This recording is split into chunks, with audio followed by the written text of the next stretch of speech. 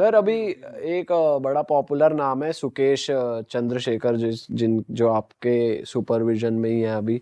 तो सर उन्होंने कहते हैं जेल से ही 200 करोड़ का स्कैम कर दिया।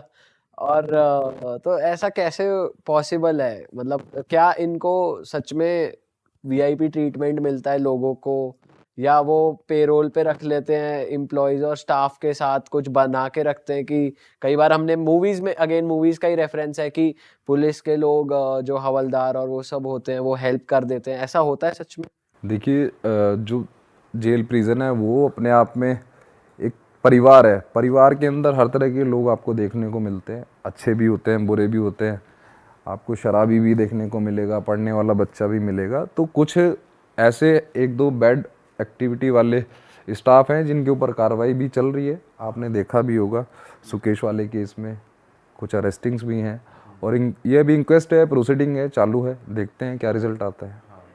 और सर आपको डर लगता है वैसे जब आप घर जा रहे होते हो, या कि मतलब यार मेरा डेली की डीलिंग, और जैसे रूबल भाई भी हमें आए थे पॉडकास्ट पे, वो बता रहे थे कि उनका काम था कैदियों को लेकर जाना कोर्ट में, और उन्होंने पिक करे थे हाई प्रोफाइल केसेस। तो जो एक कैदी के साथ सिर्फ 4 पुलिस वाले, तो वो अपना एक्सपीरियंस शेयर कर रहे थे कि रास्ते में जाते जाते कोई कैदी कहता था, ओए सिगरेट दे, ओए ये कर, तो जो तेरा मैंने बैच नंबर देख लिया।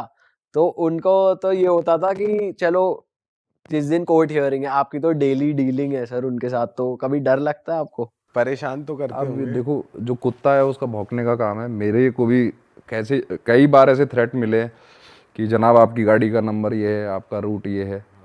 तो 10 साल तो हो गए, 10 साल में 100 थ्रेट तो मिल चुके होंगे, लेकिन बाल भी किसी ने आज तक तो तोड़ा नहीं है। और बोल रहे हैं, बोलते रहेंगे, जब कुछ होना होगा ना मेरे हाथ में है ना उनके हाथ में। कोई किस्सा है सर आपके पास, कोई किस्सा जो आप शेयर करना चाहो, या कुछ की कोई जेल स्टोरी जो आपको लगी हो, या आप जिसने आपके माइंड पे बहुत इम्पैक्ट करा हो, पॉजिटिव और नेगेटिव दोनों वे में, कि यार इम्पैक्ट के तो यार, जेल तो अपने आप में खान है। अभी आपने देखा होगा चंद्रकांत झा वाला केस देखा होगा, वो साइको किलर, साथ बिठा के ऐसे कॉफ़ी पिलाना, कॉफ़ी में नशा डालना, फिर हाथ पैर काट देना, उनके साथ सेल्फी खिंचाना, सर को मायापुरी छोड़ के आना, पैरों को नोएडा छोड़ के आना। ऐसे 7-8 मर्डर हैं उस पर। ये बड़ा अजीब सा केस था कि इंसान इतना ज़्यादा वो हो सकता है।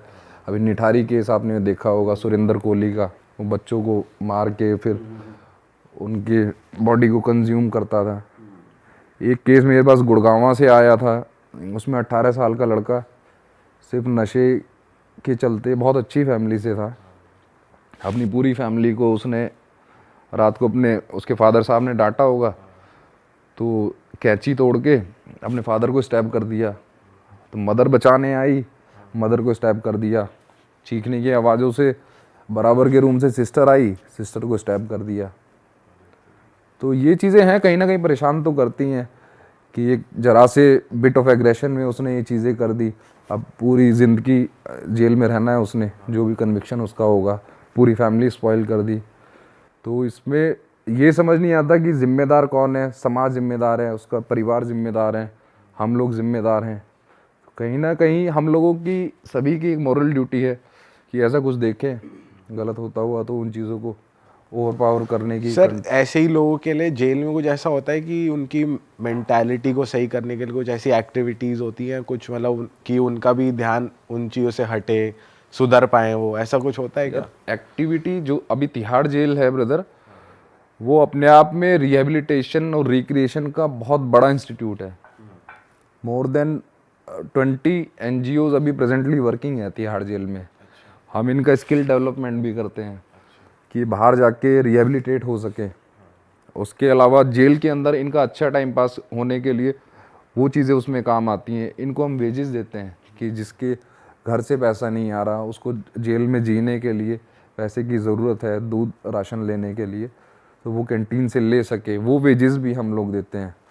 और मेंटली जो सिक है, जैसा मैंने केस आपको बताया, इस तरह के सहज योग और ब्रह्म कुमारी वेरियस NGOs हैं जो अपने प्रोग्राम टाइम टू टाइम चलाते हैं। सर आप कैसे देखते हो एक कैदी को, या मतलब एक होता है ना यार कि कभी-कभी ऐसा हो जाता है कि मतलब हर तरह के लोग आते हैं, तो कभी-कभी आपका भी मन करता है यार इसके लिए काश मैं कुछ कर पाता, या कोई ऐसा जो आपको लग रहा हो कि यार ये अभी इसे समझ भी नहीं है, 18 साल का है। ये मतलब कैसे आप डील करते हो उस चीज़ से? कभी हुआ है किसी कैदी के साथ आपका एक कनेक्शन या कन्वर्सेशन कुछ? देखिए, जहाँ तक मदद की बात है तो कोशिश रहती है। बहुत से ऐसे गरीब इनमेट्स आते हैं बंद होके, जिनके पास लॉयर अफोर्ड नहीं कर सकते, अपनी बेल नहीं भरा सकते, या बेल बॉन्ड को रेमिट नहीं करा सकते, कंसाइज नहीं कर पाते। तो जो भी सक्षम लोगों से हो पाता है, हम उन्हें बोलते हैं एनजीओज़ के माध्यम से, या समाज के जो अच्छे लोग हैं उनके माध्यम से, कि भाई ये गरीब है, इसका 10,000 का बॉन्ड आप कर दो, इस तरह। और बाहर से एनजीओज़ से डोनेशंस अप्रूव कराना।